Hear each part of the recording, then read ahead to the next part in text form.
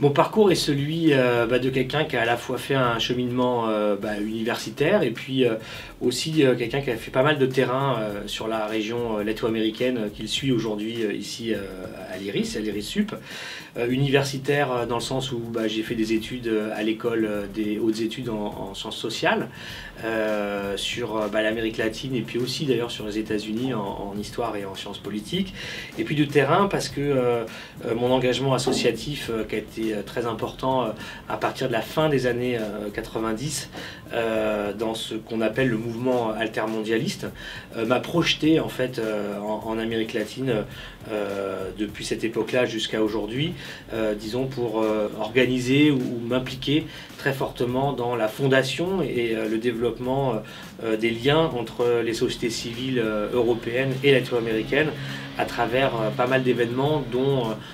un qui est le plus connu, le Forum social mondial qui a démarré en 2001 à Porto Alegre au Brésil et qui continue d'exister aujourd'hui, qui a sa vie. C'est un événement auquel j'ai participé, à sa fondation, à sa conception, à son organisation et ce qui m'a permis vraiment de suivre et d'être en contact avec tous les acteurs des sociétés civiles latino-américaines, qu'ils soient académiques, sociaux, politiques, intellectuels. Et donc c'est ça mon parcours. Alors le meilleur souvenir de ma carrière, en réalité il y en a beaucoup, c'est toujours difficile de faire un choix. Je crois que parmi mes meilleurs souvenirs, il y a quand même le fait d'avoir pu en Amérique latine avoir le privilège de rencontrer toute une série de dirigeants sociaux qui provenaient d'univers différents, de mouvements sociaux, de syndicats, de partis politiques et qui sont devenus tout au long des années 2000 les dirigeants en fait, de plusieurs pays latino-américains. Et j'ai eu la chance de rencontrer tous ces gens comme Lula au Brésil, Chavez au Venezuela, Morales en Bolivie,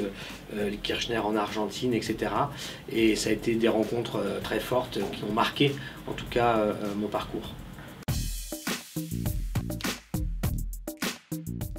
Alors à l'IRIS Sup,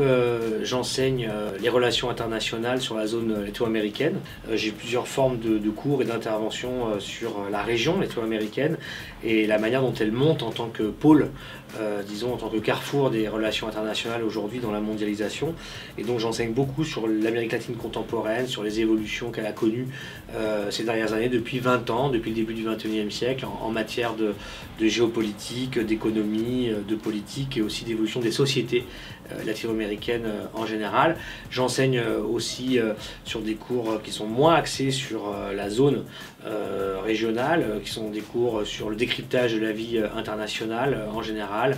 des cours aussi sur la manière dont on peut construire des appels d'offres pour, disons, des centres de recherche. On forme les étudiants à cela parce qu'ils auront ça à faire dans leur parcours futur. Donc moi j'enseigne toutes ces matières-là ici à l'Institut. La plus-value de l'école, c'est qu'elle s'appuie sur un centre de recherche qui est celui de l'IRIS et qui permet à l'école de disposer disons, de la formation et de l'implication de chercheurs professionnels sur différentes régions du monde et sur différentes thématiques transversales qui concernent les relations internationales. Donc ça c'est un apport et c'est aussi la possibilité pour cette école de bénéficier de la contribution aussi de professionnels tous azimuts, que ce soit des praticiens du secteur privé, du monde des entreprises, d'anciens diplomates, des gens qui ont des fonctions très importantes dans l'administration et la haute administration de l'État. Enfin, tout ce panel à la fois différent mais aussi très complémentaire, tout ça nourrit finalement la formation que peut donner l'IRIS Sup à ses étudiants. Et à l'inverse, la plus-value de l'IRIS Sup, c'est aussi que ces étudiants permettent aussi de donner une coloration spécifique à l'IRIS et la participation de ces étudiants à tout un tas de projets et d'événements qui sont organisés par l'IRIS, en quelque sorte, apporte aussi une plus-value à l'IRIS parce que y a